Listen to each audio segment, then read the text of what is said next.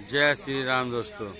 आज सोमवार के दिन मानव सेवा संघ के द्वारा अपनी सेना को सेकंड राउंड मैच खिलाते हुए और अभी सब उड़ चुके हैं, सिर्फ तोता महाराज बचे हुए हैं थे, वो भी उड़ गए तो लास्ट कबूतर हैं।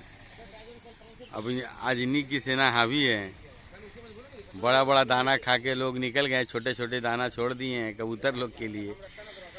अब ये लोग बचे हुए हैं, ये लोग अपने दाना का आनंद ले रहे हैं। मिट्टू महाराज आए हैं, मिट्टू महाराज का बड़ा दाना ख़त्म हो गया।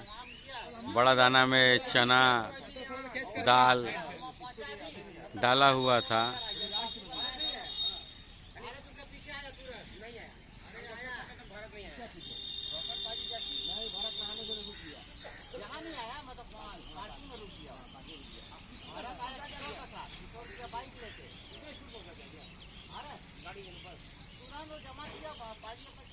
जय श्री राम।